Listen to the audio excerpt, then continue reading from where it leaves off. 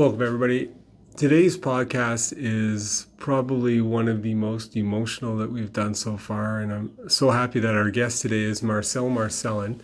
He's a retired police sergeant from the London, Ontario Police Forces.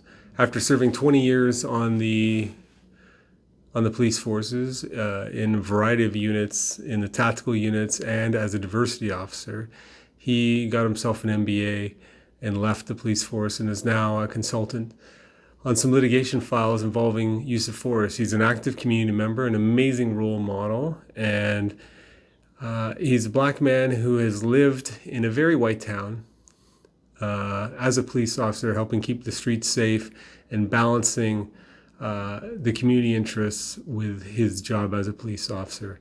And today we're speaking about the most disturbing events of the last couple of days involving George Floyd, who was killed in what can only amount to, at best, manslaughter, at worst, murder, by a Minneapolis police officer who decided it was appropriate to sit on his neck with his knees, with his hands in his pockets, while the life slowly ebbed out of this non-aggressive, non-violent man. So without further ado, please bear with us. We're going to be controversial. There may be some swear words because this is a very emotional topic. And leave your comments and tell us what you think, because this dialogue has to happen. Without further ado, enjoy the podcast. So Marcel, let's just get right to it. The George Floyd video that everybody's seen recently, why don't you tell me what you think about it? Wow.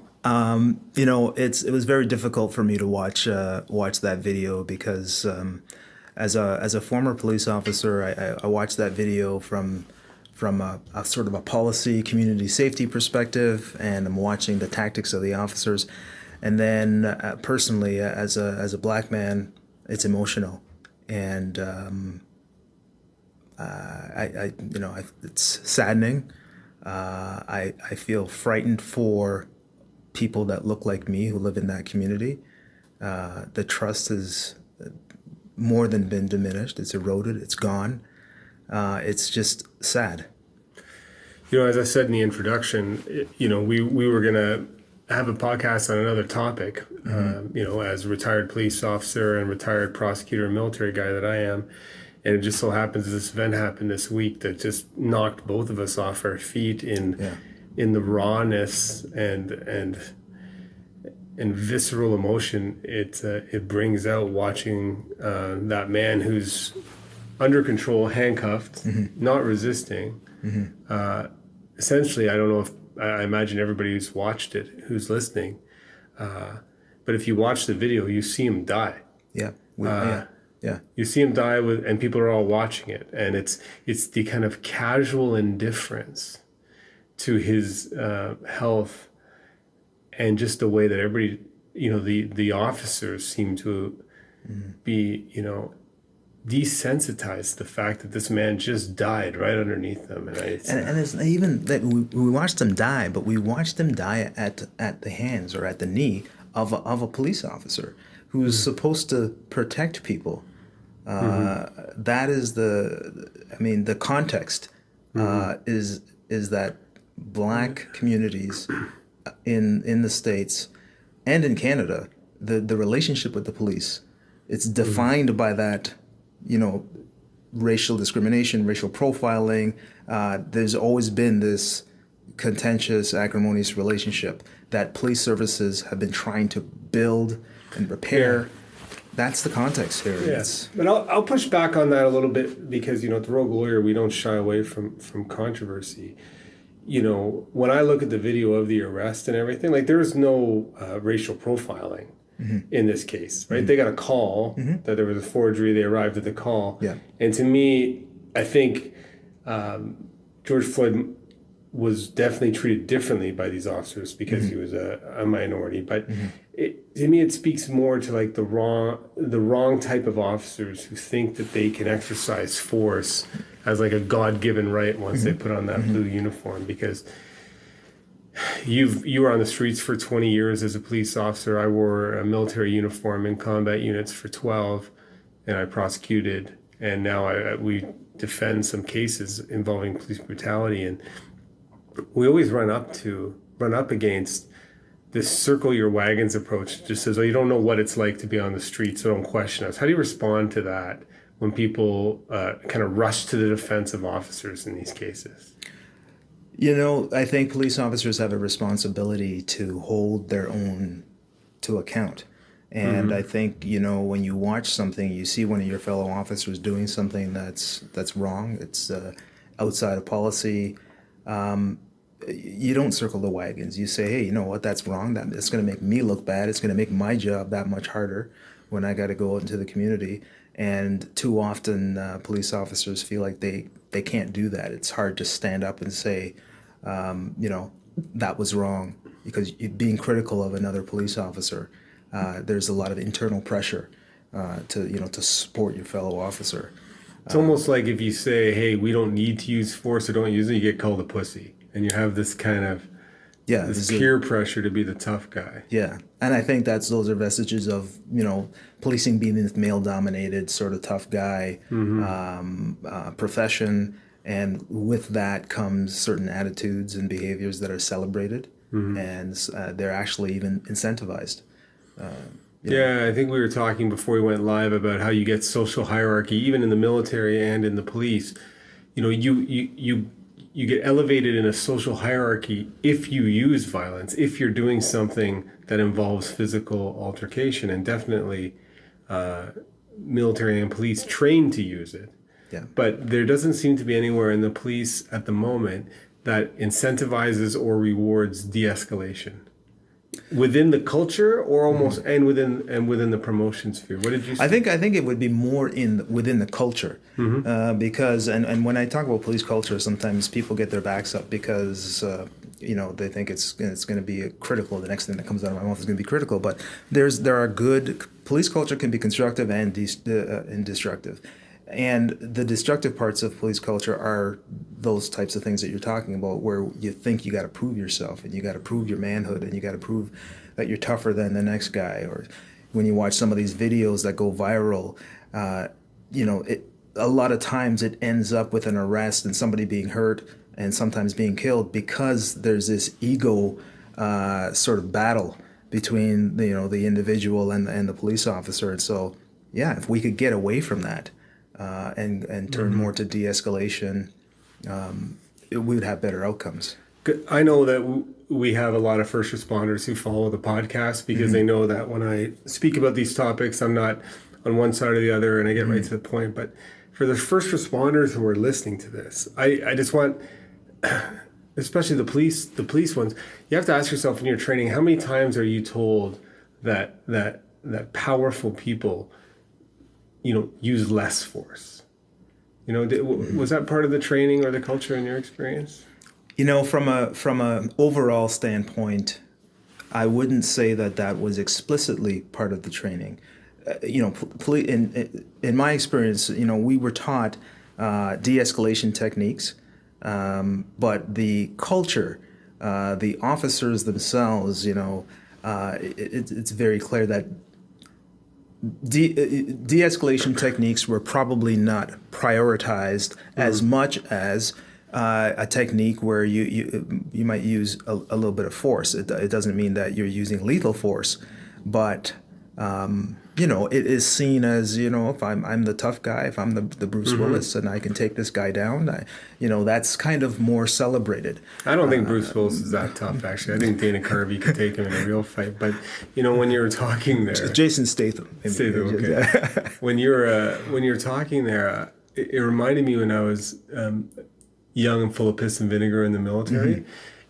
You're emboldened by this desire to serve your country, and you use that phrase, but really what you want is kind of an opportunity to get in the shit, because nobody thinks they're going to die.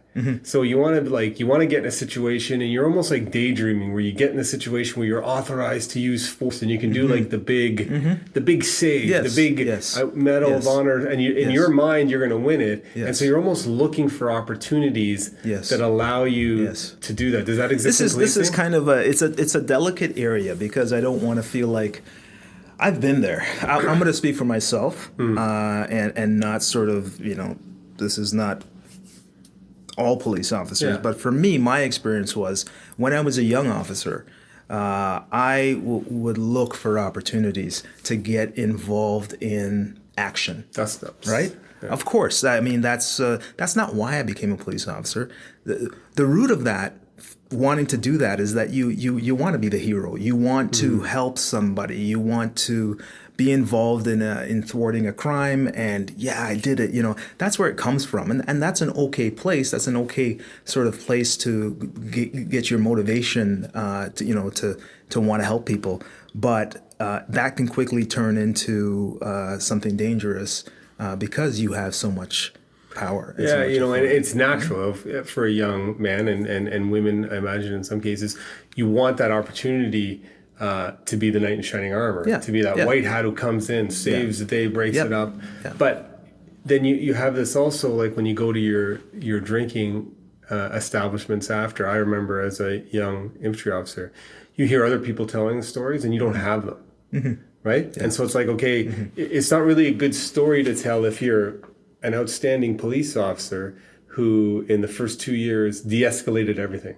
Yeah. It's not like you can go up to the bar, get me a round of beers. Hey guys, guess what happened today? Yeah. I de-escalated. Yeah. Like there's no... Well, hey, you know what? How many kids... I've had so many kids come up to me in uniform and ask me if I've shot somebody. Yeah. Or, have you ever used your gun? Or have you ever done that? Because I think it's a natural instinct that people have this vision in their mind of what a police officer does, right? Mm-hmm. And the media doesn't help. And so you can get caught up in that.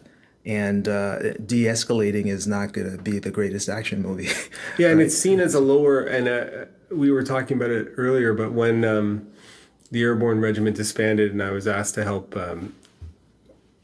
lead some of these soldiers who were a bit out of control and we were deploying as peacekeepers, I remember them talking to me. We were in this theater in Petawawa. And as I'm talking about the rules of engagement on how to do this, I could hear catcalls from these guys. Mm-hmm. We didn't sign up to be peacekeepers. This is not soldier stuff. And I remember stopping them, and I was thankful I'd had a good mentor. I said, look, being a peacekeeper is an order of magnitude more complex and harder than being a soldier. And then you could just hear the scoffs. Like it was, if they could have thrown something at me, they would have. Yeah. But I had to explain to them, like, learning how to use force is tough, and you have to be able to use it under stress. Yeah. But it's actually harder to learn when not to use it when you're completely capable. I don't know if that's coming across in the podcast, but was that out there in policing? That's absolutely true. I mean, being able to restrain yourself from getting emotional, getting overly emotional, getting angry, you become cynical. After 3-4 years on the force, I found myself becoming more cynical about the people that I was dealing with. You tend to deal with not just the same people, but you deal with the same types of offenses. Mm-hmm. You get tired of it. You get tired of people yelling at you, lying to you, trying to fight you. And being a police officer, the tough thing is that you have to put on that professional uniform every day, but you also have to have that professional attitude every day. Mm-hmm. And it's hard to do that every day. And I don't want to sound like I'm whining about how hard it is to be a police officer, but it's not about the physical. It's about how you approach the job. No, I was really moved by how you describe that, because in our society, everybody's always talking about military, mm-hmm. and it is one thing to be deployed, and the PTSD that my brothers and sisters have dealt with is real. But the other day I was talking to a couple police officers who have been going through PTSD, and it's a much more cumulative sneak up on you element, because if you see a traumatic death or crime scene, you got to go to work the next day. You guys haven't set up the same stuff, and then over time add up that you're kind of getting yelled at, lied to, bad situation, shifts, arguments. Maybe there needs to be like a more established outlet valve for cops every year or every quarter. Yeah. You know what I mean? That allows them to go out and resettle so that their brain can stay healthy. Yep. Not just their body, I think. It's tough because within policing there is you get stigmatized. Mm-hmm. If you need that outlet, because the outlet could be. Well, hot yoga would be perfect, or a retreat, and we have to do that with veterans too, because it's powerful to be calm, humble, and peaceful. Yes. You don't have to walk with swagger. Like when you really are a master at your trade, a master martial artist, you're not going around telling everybody that. So I think maybe that's recruiting. But I know a lot of, there's also some of our listeners who are very pro-police, and I understand that. But I want to like play just a tiny clip of this and then describe this use of force from our experience in terms of, you know, how anybody could think that this is okay. Floyd can be heard telling the cops he cannot breathe 15 times. The gathering crowd can see Floyd is unconscious. Bro, he has not moved, not one time. Forensic pathologist Dr. Judy Melinek analyzed the video for Inside Edition. Pressure on the neck can make someone unconscious within seconds and then kill them on the order of minutes. What we see in the video is that there is pressure put on his neck for at least 4 minutes before he becomes unconscious. Outrage over Floyd's... I can see your face watching. We've watched this a couple times for breathing. We've both seen the business end of our jobs, seeing death. But like I see that and I get shivers, and it just... For some reason, we just watched this. We were watching a murder take place on screen. I mean, to me, I mean, there's no reason that this person should have died given the circumstances, and we're watching him die at the hands of somebody else, and it's not justified. And that, I think some of the listeners will think that term is hard. Yeah. And whether legally it's not first degree because it's not predetermined. Second degree murder is where you should know that what you're doing is going to kill somebody. Yeah. And you're doing it anyhow. Yeah. And then manslaughter is where you're reckless in terms of the safety of somebody, and it results in a homicide. And so the question is, and I think having you on the podcast today is interesting because I can't see how any decent officer wouldn't know that sitting in the position that guy's on with his knee right against his neck planted while he's saying, I can't breathe politely. Yes. People are saying he's not moving. Yeah. And then keeping it there for 2 minutes. Is that why you go so far as to say murder in this case? Absolutely. I mean, the callousness, you know, and I'm looking at this still image. It's the callousness, but it's also the negligence. In police training, there's no policy that says, you know, you use a restraint technique where you cut someone's circulation off. It just doesn't exist. Mm-hmm. This officer knows what he's doing. I've been in a position where you're trying to restrain somebody and you're over them, and you don't want to put your knees into their back or into their spine or into their neck. Like, you just don't want to do that because that's going to result in an injury. Yeah. There's no reason for him to be in that position except to inflict pain. That's the only reason that you would be in that position. And to me, it looks like a significant amount, if not all of his weight, is on his neck. It makes me grit my teeth in anger. And just, you know, Marcel's looking at an image we brought up here that somebody put together that I think is going to be one of the most iconic images of the year that's non-corona based. Yeah. And it's an image with the police officer kneeling. He's got his hands in his pockets with a smug look on his face and his knee right on the neck, pressing the man's jaw into the ground. And then beside him is Colin Kaepernick taking a knee. And maybe you could tell us why you think the headline is relevant. Well, the headline, you know, it says "This is why" with the "this" above the police officer and the "why" above Colin Kaepernick, and they're kneeling in a manner that it's very similar. Their positions are very similar, and it really brings me back to the point that we kind of started with, where you push back a little bit me on about the historical perspective. Colin Kaepernick is kneeling because he's trying to say we have disparities, racial disparities, and issues in the black community with the relationship with the police, and I want to bring attention to that. And so he did, and he was, you know, vilified for doing that by a class that's emerged in our society that I like to call broflake. Meaning, you know, it's especially I see it in some of the vets, and it's just like disgruntled white men who think that living in North America in 2020 as a white man is a burden they must bear. And it's the best place in the world to live, and they don't understand how many benefits they have as a white man. But it's like they're looking for opportunities to say like, see how bad it is for us white guys. Yeah. There is a black man down on the field kneeling during the national anthem. Yeah. Like, that's their great injustice. And then people, how dare he? And they vilified him. Yeah. But then now you have a picture right beside him. Yeah. And I know everybody has to watch this video as much as it hurts. Yeah. Because it's hard for me not to swear, but this goddamn officer is sitting there with his hands in his pockets. Yeah. Yeah. Right? Now, anybody who's used force, you're a use of force instructor, I've done use of force instruction. If your hands are in your pockets, you're not in danger. That's just not how That's right. That's like right. You don't put your hands in pockets. And if you have handcuffs, you're handcuffed, face down. Even if he's handcuffed, but this is it's like to the 10th degree. Yeah. Right? Like if you're handcuffed 10th down, there's no danger, so there's no reason to have to put pressure on a vital area that can hurt. But this man is handcuffed, he's been begging for his life, and the officer is sitting there with his hands in his pocket, just looking around like he's on like some safari, and he's got his kill underneath his knee. Like, it just makes me want to rip his face off. It's to me, I'm looking at this police officer's face, and I'm thinking, there's something else here. This is not just it's psychopathic. It's not. It's scary that he must feel this person, this human being underneath him. This person is dying.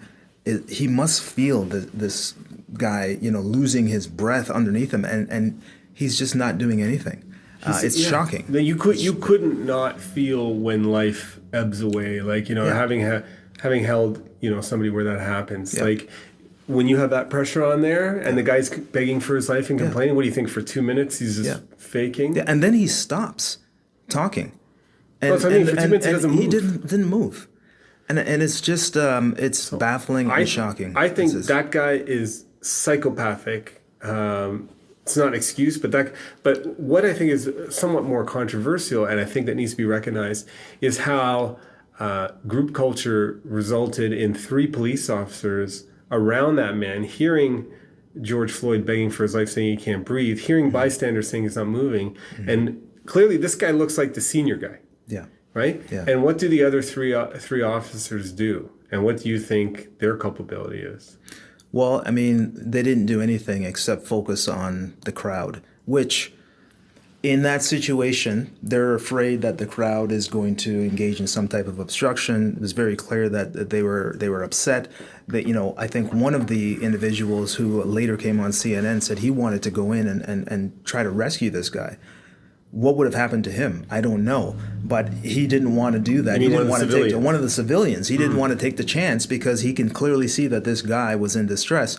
And so the police officers, their responsibility is to make sure that they have a scene, they contain it, they maintain their safety. And so I think that what the police officers who weren't directly involved with with Mr. Floyd, they're going to say, we were trying to maintain the scene and we didn't see what was happening. That's nonsense, of course, because they can see that their fellow officers is restraining this person. They should have tapped him on his shoulder and said, hey, he's going to get up. You can do it in a way that, that you're not sort of being critical of him. You're just kind of saying, hey, we got... What offends me, I guess, in a way is, and that's what happens in a martial or military type culture, hierarchy, rank, right? These guys but you need to build police officers who, I would tackle that mofo. Yeah. You know what I mean? As an officer, you know what I mean? Because you can just see that, but it's also, I'm not trying to be too indicting because I've been in those situations where the senior guy is doing something that's pushing the boundaries. Yeah. And you even see it on the movies. The junior guys are kind of looking around saying, is anybody going to stop the LT? Yeah. Yep. And you don't, and you regret it for the rest of your life. But because this is a legal podcast, I'll reach out there. The thing is that one of the guys actually went over and I thought he was going to do exactly what I said. To touch him on his shoulder and say, hey, get up, like you're on his neck or whatever. And he just kind of walked past him, and I think that officer, it went through his head, maybe I should do something, and he didn't have the courage to do it for whatever reason. Somebody just needed to say to him, "Hey, you know." No, it's real. I hope the listeners, we're not getting off track, but when I watched that officer walk by, it was almost like a pack group where like the alpha is on prey, and somebody's walking, but the other one's walking by looking to sneak in, and they're scared to even come close or do anything. And you close ranks. You're afraid. You want to close ranks because you want to maintain that solidarity for the crowd. Nobody wants to be wrong in this situation, right? And this is a game where ego comes in. Nobody wants to be wrong. You're already sort of committed to this action. You don't want to look like you're sort of fractured and in front of all these people. It seems silly because we're talking about somebody who actually died here. But that's the mentality. These are the thoughts that are going through. You know where the guy, I'm sure, wanted to stop it. But in the back of your head, it's such a persuasive thing that if this guy on the ground was okay, let's just say he was okay, because the senior guy seemed to be so comfortable, his hands in his pocket. If he went over and said stop, and Buddy on the ground was okay, that evening at the mess, the drinking mess, the guy who told him to stop would have been ridiculed. Absolutely. Right? Absolutely. Like, and you know what I mean? And he would have been ridiculed. And that's social pressure. Yeah. We have to train officers to not worry about that social pressure, I think, because I know what that's like. Like you go in and then you walk in and people just start hammering at you, but you were doing, they knew to do the right thing. But from a legal perspective, I believe the FBI is doing an investigation. They're going to be thorough. But I think the three officers that if they could establish that they could hear what George Floyd was saying, I can't breathe, they would have a positive obligation on the law to step in. And so I wouldn't be surprised if they get something similar along the lines of a negligence causing death charge, because they were negligent in the performance of their duty, and their negligence contributed significantly to his death. And it's very clear that he's saying, I can't breathe. Everybody can hear it. There's people standing further away than the officers that are right there. From a defense perspective, which we've done from time to time here for all types of, this officer with his hands in his pocket and his glasses on his head, he's done. Yeah. He's done. He is. They may ask for a jury, and juries don't like to convict police officers, but if a jury acquits that man, there will be riots all over North America. And the thing is that I have this mixed feelings about riots. I believe in activism. I believe that people should stand up for their rights or kneel for their rights. But you kind of diminish the message when you give the opportunity for people who will make excuses for this to say, you see, these people or these individuals, it just distracts from what the issue should be, which is excessive use of force. Something really bad happened in this community. This police officer or this police service has failed its community. And instead we're focusing on looting and riots. Well, that's the same people who just rush to it. Like populations that suffer from injustices and they're not recognized by established institutions of power. That's sometimes the only thing they can do. Go take to the streets. It keeps rulers. It keeps the ruling class somewhat cognizant if it... but I'm glad that you can articulate that and recognize that because many people, most people don't. Won't. They just look at the act, look at that other tribe aggression. Doing it. Look at these guys. Look at them and the people. Look at hockey fans after Stanley Cup. Like when you get humans together, and it's a problem. But in this case, defending that guy, you couldn't pay me $1 million to defend that guy who killed George. The other three officers, from a legal perspective, again, it's a legal podcast. The defense might be that because they were consumed with the situation, they couldn't hear. And what distance where they were from them, because there's clearly one guy who's got his back to it. He might be uncomfortable. He doesn't want to deal with it. He's just keeping back because he's senior. That might be a possible way. Like, so if those three guys get charged with negligence causing death, but the guy who walks over that wants to stop it, he can't say that he doesn't know what's going on. So that guy... I mean, in my view, none of them can, because even though they are trying to maintain the scene, as a police officer, you can do more than two things at once, and they would have seen what was going on over here. Maybe the officers that are on the other side of the car, they can't see his knee. that definitely is going to be thrown in there as a defense. Absolutely. And this is what, if I was giving a talk to a police college, this should be on there. Right, to new recruits. And you know what I would say? I would show that picture of this guy kneeling on his head, and then and show the uncomfortable. And I said, "Do you want to know how to be like a hero as a police officer? It's not just, going and shooting somebody who's doing a robbery or something. If a police officer would have walked up to that guy and said, 'Take your knee off his neck now,' and he said no, and he punched that officer in the face, that young police officer would become a national hero." Yeah. But they don't, but that courage, that when you feel that desire that you can't do it. But if one of them would have taken a bold step, it would have been on video. They would have been like that shining example to any other young officer. Say, you stand up to bullies, whether they're your superiors or not. That pressure is immense. It is, but they need to be taught it by senior people too. They do. They do. And the thing is that, and police leadership, they're culpable here. I am sure that they teach the right things. They say the right things. But what happens is there's a mismatch between what they're saying, the messaging that's really nice sound bites about community policing, and what officers are actually doing on the street, and the deployment practices, how they engage with communities. There's a mismatch, misalignment in messaging, and it's resulted in this. And I think we should talk about that, because people are going to be like, "Oh, some people always attack the police." You guys are, and I'm like, no, like. I know that you and I definitely support the police. Absolutely. We've helped them in many ways. But you don't help the police when you make excuses for horrific behavior just because they're in your gang, which might happen to be the police. And in this particular case, I wonder what your take is on this guy. Like, do you think, this guy flew under the radar, or, my take is that the comfort at which he's deporting himself there, like he has, I wouldn't say he's necessarily done this before, but I would not be surprised if he's had some issues, some disciplinary issues. I would guarantee it. Not just based on the photo alone, but it's the cavalierness with which he's engaging, the smug look on his face.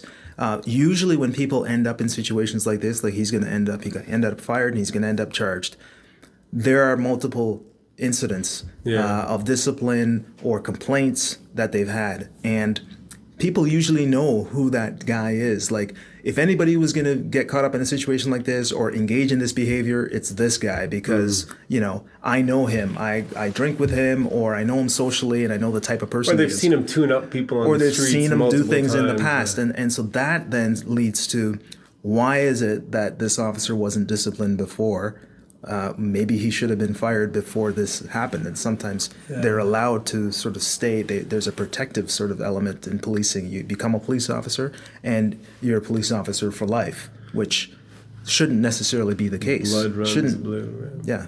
But I think one of the ways that we could help, accountability has to be there. And so these officers are going to get charged, and they should be charged, and there should be a clear message sent to the communities that this is horrific. Yeah. Horrific. And if I was them, I would invite Kaepernick in. I don't know what, but they have to do something bold, because this is such a devastating blow to the community. Yeah. But what I'd like to see in policing and any, or even corporations and in the military, when you have that behavior, right, there should be an inquiry into his supervisors and past requests, and supervisors who failed to act to get him the fuck out. Absolutely.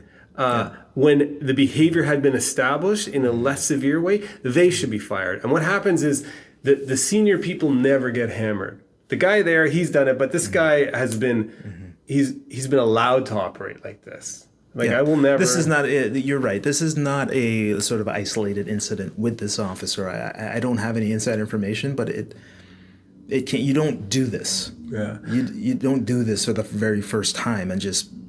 And to our first responders and their supporters out there that are listening, when I was in the military and they disbanded the Airborne Regiment, I was asked to help put some of the pieces together, and we did some training with the Marines, and there was a Marine colonel who said something to us, and to me specifically, I was engaging with him.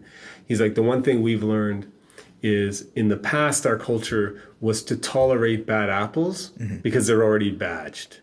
Right? They're harmless. Just put them over here. We tolerate them. And he goes, and what we've learned in pure data is that if you have a bad apple with the wrong attitude, and this is relevant to your company, to whatever, they have to be removed because they do so much damage. Yep. Damage in the long run. And in the military, it was kind of like the example of a corporal who makes a mistake, kills somebody they shouldn't, and the whole mission fails.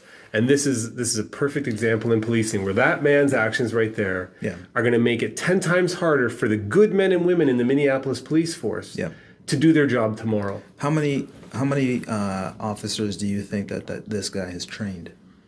Yeah. Right? Senior or officers. intimidated at the mess. But or, I mean, these guys like, sometimes are training officers. They're teaching young recruits how to operate and how to engage with communities and you don't even have to be an official training officer. When you're a senior officer on a platoon or on a unit, the younger officers are looking at you. They watch you. Yeah. How's this guy doing his job? What are the accolades that he's getting? Maybe I need to emulate these behaviors. So in terms of how a bad apple can infect a whole and that's unit, what this colonel it's said. exactly that. One bad apple can ruin 20. It can discourage good people from joining, or it encourages good people to quit. Yes. Right? Yes. Who are trying to make a difference, but when they show compassion or empathy, they get laughed at or ridiculed. So like, well, I don't want to be in this organization that doesn't care about the community. But I think just from a strategic and tactical perspective, allowing this guy to stay in there, he just made every good officer live in much greater danger. And I'm glad you brought up that. That's the pivot to the good officer. Yeah.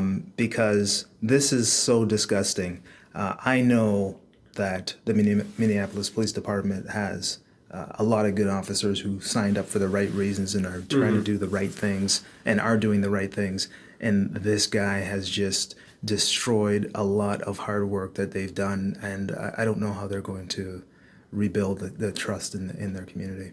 It's going to be tough. Marcel, there's a reason why I bring you on to do some consulting when we have these cases against abusive force. We have one, in southwestern Ontario that's unbelievable, coming out of the Hamilton region, and it exists. But there's also a reason why, the good police officers come to us when they're in trouble because they know we'll fight the good fight. And to anybody listening to this, if you're ever in a situation where you're kind of placed in the position where it's like, should I do what's right or should I let pressure and fear stop it? What would you say to them as kind of like a senior police officer and a good role model for young men? Well, number one, do what's right. But I would say even broader than that, you need to always let your values guide you. And most people get into policing because they want to help and they want to do something good. And the minute that you feel like you can't do that, you should resign or get some help.